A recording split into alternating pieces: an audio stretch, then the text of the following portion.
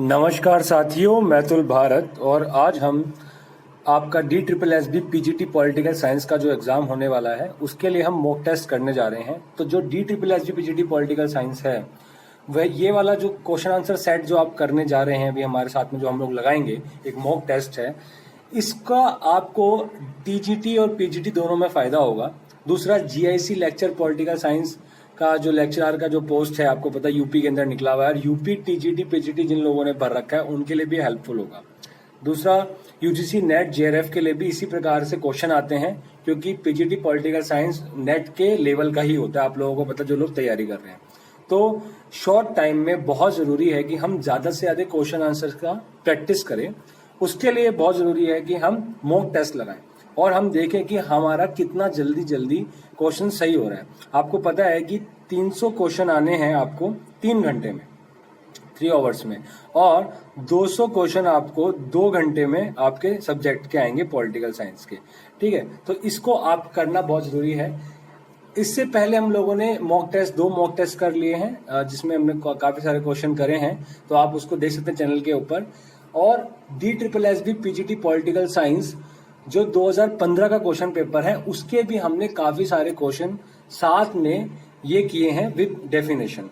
तो आपको मैं बता देता हूं कि रिपीट बहुत ज्यादा होते हैं DSSB में, रिपीट बहुत होते हैं क्वेश्चन। अगर आपने पुराने क्वेश्चन आंसर सेट नहीं लगाए तो जरूर लगा लीजिए, हमारे चैनल पे अपलोडेड है वीडियो, आप देख लीजिए। शॉर्ट वीडियोस प्लेटो की किताबों के बारे में और जो रचनाएं हैं जॉन स्टुअर्ट मिल इन सब की किताब जो हैं, जो रचनाएं हैं, उनकी भी शॉर्ट वीडियोस हमारे चैनल पे है जो कि 2-3 मिनट की है, तो आपको देखने में काफी वो आपके लिए हेल्पफुल होगा। तो हम बिना समय व्यर्थ करे शुरू करते हैं। आप चैनल को सब्सक्राइब कर देना।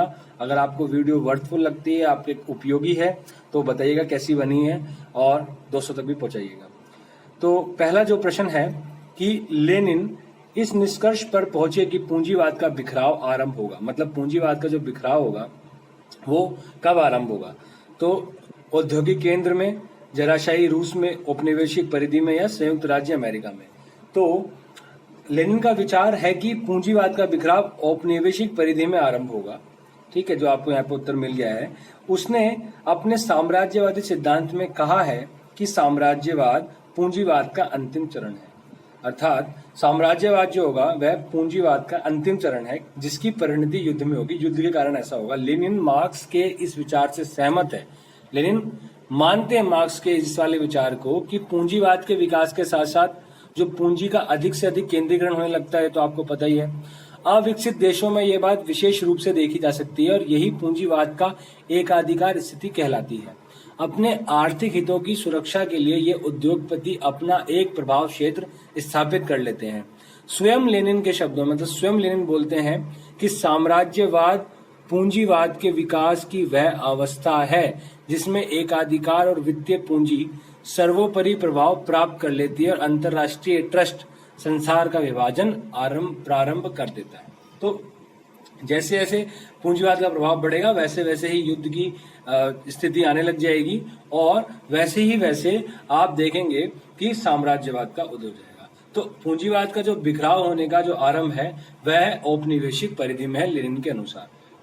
प्रश्न क्रमांक 2 है, शास्त्रीय उदारवाद के विचार की मान्यता है कि, देखिए शास्त्रीय उदारवाद की बात हुई है कि विधि व्यक्ति स्वातंत्र्य का संवर्धन करती है, विधि व्यक्ति स्वातंत्र्य को बाधित करती है, विधि व्यक्ति स्वातंत्र्य के मध्य कोई सकारात्मक संबंध नहीं है, और ऑप्शन डी है कि विविधता स्वतंत्रता की प्रथम शर्त है। तो शास्त्रीय उदारवाद का जो विचार है, विचारक है कि या विचार है, वो मानते हैं कि स्वतंत्रता तथा व्यक्ति की स्वतंत्रता तथा राज्य की सत्ता को परस्पर विरोधी मानते हैं। ठीक है, तो वह क्या कहते हैं कि देखिए उनके अनुसार व्यक्ति की स्वतंत्रता पर न्यूनतम संभव प्रतिबंध होने चाहिए। शास्त्रीय उदारवादियों के मुताबिक वही सरकार सबसे अच्छी है जो न्यूनतम शासन करे, मतलब व्यक्ति को ज्यादा से ज्यादा आजाद रखे, उस पर प्रतिबंध कम लगे। तो विधि मतलब कानून व्यक्ति स्वतंत्रताओं को बाधित करती है, शास्त्रीय उदारवादी ये मानते हैं। ऑप्शन बी इसका सही है कि जो कानून है वह व्यक्ति की स्वतंत्रता को बाधित करती है। देखिए प्रश्न आपको इसी प्रकार से आएंगे, आपको बिल्कुल भी परेशान नहीं होना है। और आपको ना समझने की कोशिश करनी है, लैंग्वेज समझने की कोशिश करनी है। पीजीटी पॉलिटिकल साइंस की लैंग्वेज भी ऐसी है, आप देखेंगे कि राज्य को देश बोला गया उसमें, ठीक है, कि देश को एक बुराई मानते हैं, मतलब राज्य को, जैसे अराजकतावादी और व्यक्तिवाद के बाद में जब बात होती है, आप प्रीवियस ईयर देखेंगे तो आपको समझ में आएगा, ठीक है। तो परेशान होने की जरूरत नहीं है, और हम लोगों ने चैनल पे अपलोडेड कर रखा है, तो आपको हेल्पफुल होगा। देखिए प्रश्न क्रमांक 3 है, फासीवाद के अनेक विचारकों ने सामाजिक और राजनीतिक विचारों से प्रेरणा ग्रहण की। फासीवादी हैं, उन्होंने सामाजिक और राजनीतिक विचारों से प्रेरणा ग्रहण की। इस संदर्भ में सूची 1 और सूची 2 को सम्मिलित करो। सूचियों के नीचे दिए गए कूट का प्रयोग करके सही उत्तर को आपको चुनना है, ठीक है। तो यहाँ पे आपके सामने है कि विचारक और उनका योगदान। तो मैकियावेली है, हीगल है, ओपेनहीमर है और सोरेल है। तो इसमें आपके सामने है, तो आपको देखने को मिलेगा कि आप देखेंगे कि इसका जो सही उत्तर है एक हो, अगर आप देखेंगे कि मैकियावेली ने राज्य के स्थायित्व के लिए राजा द्वारा क्रूरता और बदनीति एवं कपट के इस्तेमाल का समर्थन किया। तो आप देखेंगे कि मैकियावेली ने ये वाला विचार दिया है, ठीक है, जिसमें क्रूरता कि राजा जो है वो क्रूर, बदनीयत मतलब बैड, उसकी नीयत जो है वो बैड होनी चाहिए, और कपट, छल कपट वाली बात उसने कही गई। और आप देखेंगे कि इसके अंदर हीगल के अनुसार राज्य का सर्वोच्च लक्ष्य नैतिकता है। तो यहाँ पर अगर आप देखेंगे तो राज्य की महानता की ऊपर बात होगी। राज्य की जो सर्वोच्चता है, वह उसका जो लक्ष्य है वह नैतिकता है, और उसने राज्य की महानता का सिद्धांत भी प्रतिपादित किया है। सोरेल ने राज्य के उन्मूलन के लिए आतंकवाद का समर्थन किया, मतलब राज्य को समाप्त करने के लिए सोरेल ने क्या बोला है, आतंकवाद का समर्थन लिया, मतलब हिंसा का एक तरीके से समर्थन लिया है। और ओपेनहीमर का संबंध हिंसा का औचित्य ठहराने से है, मतलब वह ओपेनहीमर जो है वह हिंसा को औचित्य ठहराते हैं। तो आप देख लीजिए इसका जो सही है आपको मिलेगा ABCD, अर्थात 2, 1, 3 और 4, 2, 1, 3 और 4। तो 2, 1, 3 और 4 हमारा ये ऑप्शन सही हो जाएगा, ठीक है। आप ये देख लीजिए, और आप इसको देख भी सकते हैं, मैंने अभी आपको व्याख्या भी बता दी है। प्रश्न क्रमांक 4 है, किसने कहा था व्यक्ति के स्वभाव संबंधी कार्यों में राज्य को हस्तक्षेप नहीं करना चाहिए? Option A Locke, option B Rousseau, option C Mill और ऑप्शन डी TH ग्रीन। तो किसने बोला था? तो JS मिल, ठीक है, जॉन स्टुअर्ट मिल ने बोला है कि व्यक्ति के स्वभाव संबंधी कार्यों में राज्य को हस्तक्षेप नहीं करना चाहिए। प्रश्न क्रमांक 5 है कि न्याय की अवधारणा लागू होती है। ऑप्शन ए सभी प्राणियों से व्यवहार करते समय, मनुष्य, ऑप्शन बी मनुष्य से व्यवहार करते समय, ऑप्शन सी सजीव से व्यवहार करते समय और ऑप्शन डी उपयुक्त में से कोई भी नहीं। तो जो 5वां का सही उत्तर है वह है ऑप्शन बी, मनुष्य से व्यवहार करते समय। न्याय की अवधारणा है भाई, न्याय की अवधारणा तो मनुष्य से यहाँ पे बात हुई भी ना, आपको पता है कि न्यायवादी जैसे जो बात करते हैं उसमें तो मनुष्य से व्यवहार करते समय, सभी प्राणियों में तो आपको पता जीव जंतु जानवर भी आ जाते हैं, सजीव में भी आता है और उपयुक्त में से कोई, तो मनुष्य वाली बात हुई है। तो न्याय की अब जो अवधारणा है वह मनुष्य के व्यवहार करते समय अवधारणा वहां पे लागू होनी चाहिए। प्रश्न क्रमांक 6 है, न्याय शक्तिशाली का हित है, किसने कहा था? मतलब जो न्याय है वह, न्याय जो है वह शक्तिशालियों का हित है। प्रश्न क्रमांक 6 का जो सही उत्तर है आप पहले देखिए, option A Plato, option B अरस्तु, ऑप्शन सी 3C मेकस और ऑप्शन डी लाकान। तो न्याय शक्ति का हित है। देखिए प्लेटो और अरस्तु पे तो न्याय के विचार आपको इतने ज्यादा नहीं मिलेंगे, लेकिन आपको मैं बताता हूँ कि आप जब आगे पढ़ेंगे तो आपको समझ में आएगा कि इसमें 3C मेकस की ये विचार है, मतलब ये उन्होंने कहा था कि न्याय शक्तिशालियों का हित है। ऑप्शन 7 न्याय अरस्तु के अनुसार। अब अरस्तु के अनुसार न्याय क्या है?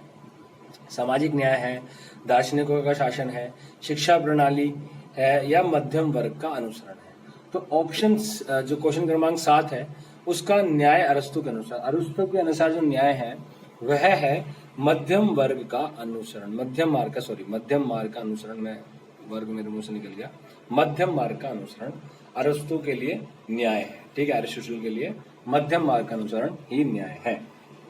तो यहाँ पे हमारा 7th हो गया है और आगे चलते हैं। नाजीवाद में प्रश्न क्रमांक 8 है। देखिए आप क्या करिएगा, आप है ना वीडियो को पॉज कर लीजिए, मैं निरंतर उत्तर देता जा रहा हूँ। आप क्या करिए, वीडियो को पॉज कर लीजिए और फिर आप उत्तर अपने दिमाग में सोचिए, उत्तर दीजिए, कॉपी पेन पे लिखिए, उसके बाद चेक करिए कि आप कितने सही हैं। नाजीवाद में लेवन सेयम की अवधारणा संबंधित थी। ठीक है, तो ऑप्शन ए भूभाग से, ऑप्शन बी प्रजाति से, ऑप्शन सी लोक से या ऑप्शन डी नेता से। ठीक है, तो नाजीवाद में लेवन सेयम की अवधारणा जो है, लेवन सेयम क्या मानते हैं नाजीवाद के आधार पर, तो लेवन सेयम की अवधारणा है कि उनकी जो अवधारणा है वह प्रजाति से संबंधित थी। हिटलर समाजवादी, डार्विनवाद और नस्ल की श्रेष्ठता के सिद्धांत में विश्वास करता था। उसका मत था कि जर्मन आर्य नस्ल को ही विश्व पर शासन करने का अधिकार है। विश्व में विभिन्न नस्लें जीवित रहने और अपने आप को शक्तिशाली बनाने के लिए संघर्ष करती हैं, किंतु उसमें जो नस्ल शुद्ध होती है वह सबसे शक्तिशाली सिद्ध होती है। नस्ल नैतिक मूल्यों का आधार होती है। निम्न नस्ल निम्न नैतिकता को तथा श्रेष्ठ नस्ल श्रेष्ठ नैतिकता को जन्म देती है। तो लेवन सेयम ने जो है वह ऑप्शन बी प्रजाति, नस्ल के ऊपर बात करी है। यह नाजीवाद में उनकी धारणा है, आप देख सकते हैं। और हिटलर भी समाजवादी डार्विनवाद जो उसका है, समाजवादी डार्विनवाद, उसमें नस्ल की श्रेष्ठता को ही मानता है। इसमें आपको पता है कि जो आपको पता है कि नाजी जो लोग हैं, ठीक है, जो जर्मनी में रहते हैं और यहूदियों के साथ उन्होंने किस प्रकार से तो वो किया, तो अपनी नस्ल को श्रेष्ठ माना, दूसरे को कम श्रेष्ठ माना और नैतिकता के आधार पर। ठीक है, कि जिसकी जितनी ऊंची नस्ल उसके अंदर श्रेष्ठता उतनी ही। ठीक है, ये इनके नाजीवादियों के आधार पर मानते हैं। ठीक है, ये लेवन सेयम प्रजाति के आधार पर, आपको याद रखना। नाजीवाद में मुख्यतः प्रजाति और नस्ल कभी भी आएगा वर्ड, तो आपको यही टिक करना है।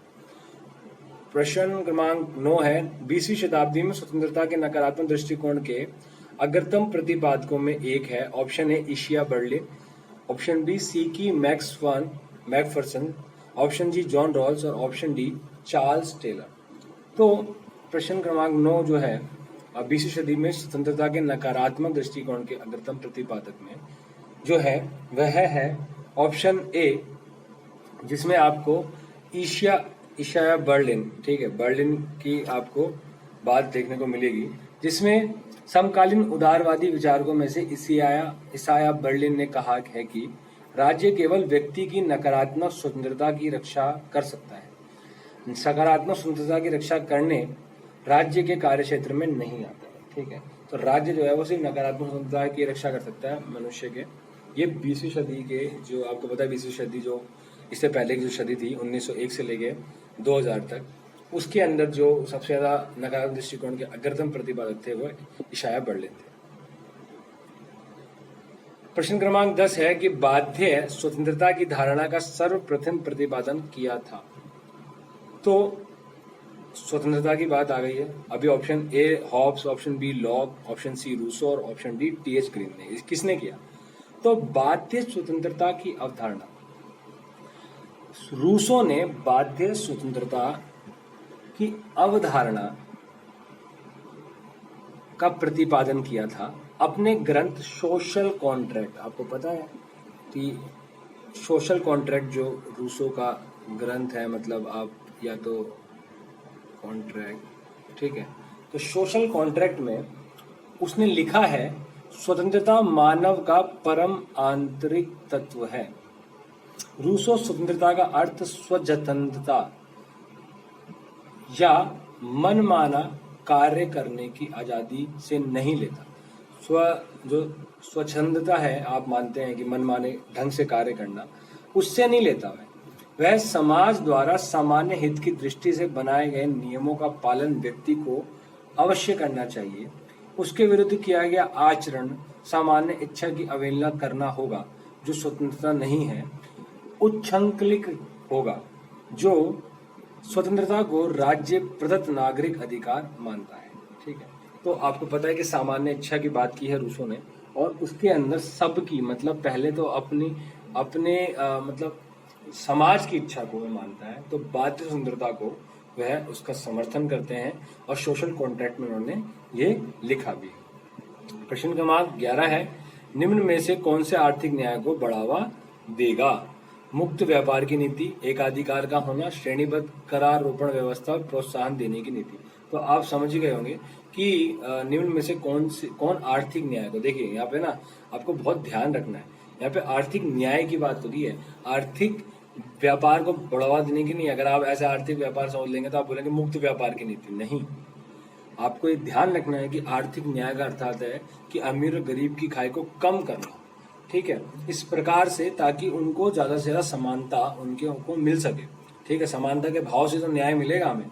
तो जो 11वें का सही उत्तर है कि श्रेणीबद्ध करारोपण व्यवस्था, ठीक है, कि भाई श्रेणीबद्ध कैटेगरी वाइज कर आरोपित किया जाए, उसके ऊपर प्रोत्साहन देने की नीति या एकाधिकार होने का अर्थ तो आपको पता ही है कि ये जो दो हैं ये तो व्यापार को, मतलब ये तो आर्थिक न्याय को कम करेंगे, एक विशेष वर्ग को बढ़ावा देंगे। तो इसका ऑप्शन सी सही है, श्रेणीबद्ध करारोपण व्यवस्था, ठीक है। प्रश्न क्रमांक 12 है, प्लेटो के न्याय सिद्धांत का वर्णन किसने किया? तो प्लेटो के, देखिए प्लेटो की ही 3 किताबें यहाँ पे आपके सामने लिखी हुई है, स्टेट्समैन, लॉज और रिपब्लिक। ये तीनों जो किताबें हैं ना, ये तीनों ही किताबें और बहुत महत्वपूर्ण किताबें हैं, तीनों बहुत महत्वपूर्ण किताबें हैं। तो इसमें प्लेटो के न्याय सिद्धांत का वर्णन किसने किया है? तो प्रश्न 12 का जो सही उत्तर है वो है रिपब्लिक। रिपब्लिक के अंदर प्लेटो के न्याय सिद्धांत का वर्णन है, ठीक है। 12वें का उत्तर है सही, सी रिपब्लिक। स्टेट्समैन, लॉज और रिपब्लिक आपको याद रखनी। सोशल कॉन्ट्रैक्ट रूसो की है, अभी हमने थोड़ी देर पहले ऊपर बात करी, ठीक है। पॉलिटिक्स अरस्तु की है।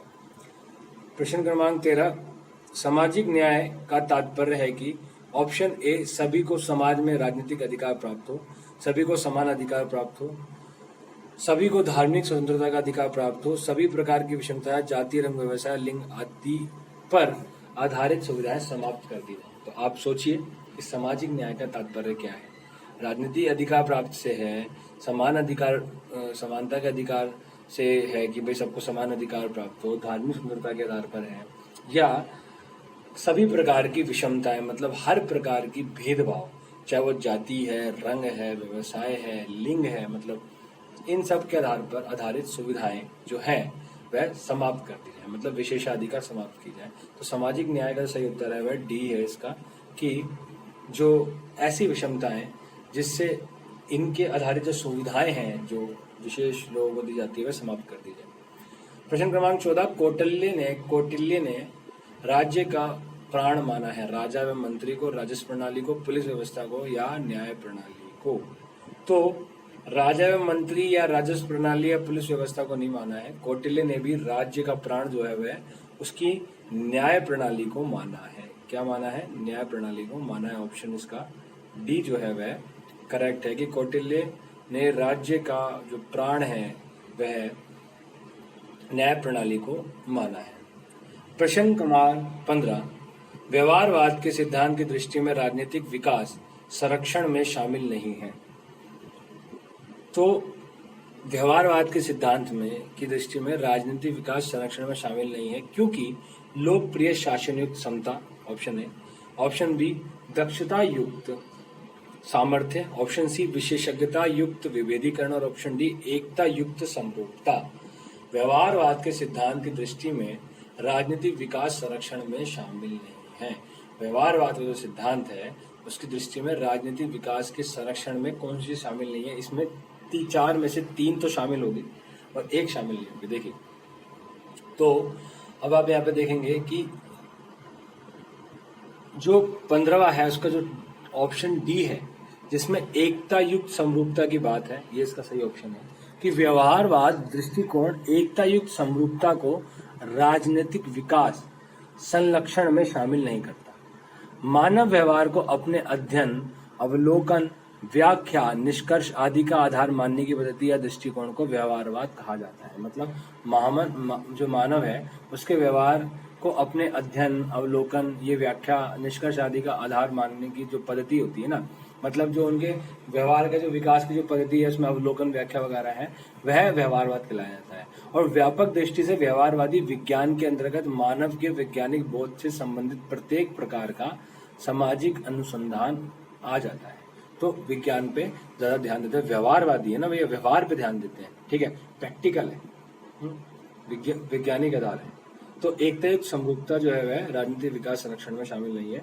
बाकी विशेषज्ञता युक्त, विविधीकरण, दक्षतापूर्ण, सामर्थ्य, लोकप्रिय शासन युक्त, सामर्थ्य, ये सब है। प्रश्न क्रमांक 16 है कि राजनीतिक विकास निम्नलिखित लक्षणों का सही अनुक्रम है। मतलब कि क्या क्या पहले आएगा, क्षमता, समता और विविधीकरण। राजनीतिक विकास का जो लक्षणों का जो सही अनुक्रम है उसको आपको बताना है कि पहले क्या आएगा, क्षमता आएगा, समता आएगा या विविधीकरण आएगा। तो प्रश्न क्रमांक 16 का जो उत्तर है वह ऑप्शन बी है।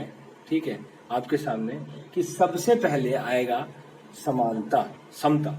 ठीक है, उसके बाद में आएगी क्षमता और फिर आएगा विभेदीकरण। किसके आधार पर हम बोल रहे हैं ये देखिए, आपको तो बता दूं कि ल्यूसियन पाई, ठीक है, ल्यूसियन पाई का नाम आपने सुना है कि ल्यूसियन पाई ने राजनीतिक विकास की 3 विशेषताएं बताई हैं। सबसे पहले है समानता, उसके बाद में है क्षमता और उसके बाद में है विभेदीकरण। तो ये ल्यूसियन पाई के आधार पर है और समता जो है वह दूसरे नंबर पर आएगा, समानता, क्षमता और विविधीकरण। तो यहाँ पे हमारे 16 ही प्रश्न थे इस वाले वीडियो में। अब बाकी जो वीडियो है हम फटाफट लेके आ रहेंगे ताकि आप लोग फटाफट प्रैक्टिस कर सको। और जो लोग चैनल को सब्सक्राइब कर रहे हैं वो बेल आइकन दबा दीजिए, बाकी लोगों को बता दीजिए। और जो छोटी छोटी मैं वीडियो डाल रहे हैं हम लोग, जिसमें बुक्स के बारे में बता रहे हैं कि भैया ये इनकी बुक्स है, उस रिपब्लिक में क्या है, या जो प्लेटो की जो अन्य किताबें उनमें क्या है। तो जैसे अभी आपके सामने आया कि न्याय के सिद्धांत प्लेटो की किस किताब में है, तो अगर आपको पता ही नहीं है कि रिपब्लिक में है तो फिर आप कहाँ से उत्तर देंगे। तो जो वो बुक्स है ना वो बहुत इंपॉर्टेंट है, उसको प्लीज उन वीडियोस को जरूर देख लीजिए। वो 1 या 2 मिनट की वीडियो है, उसमें 1-2 मिनट में आपका कुछ नहीं जाएगा, आप देखेंगे तो आपको हेल्प होगा। आप घर पे रहिए, स्वस्थ रहिए, मस्त रहिए, ऐसे ही क्वेश्चन आंसर सेट लगाते रहिए। हम और क्वेश्चन आंसर लेके आएंगे। तो आप चैनल को सब्सक्राइब कर दिए, लाइक कर दिए, कमेंट कर दिए। कैसी वीडियो लगी जरूर बताइएगा। नेक्स्ट वीडियो में मिलते हैं। जय हिंद, जय भारत।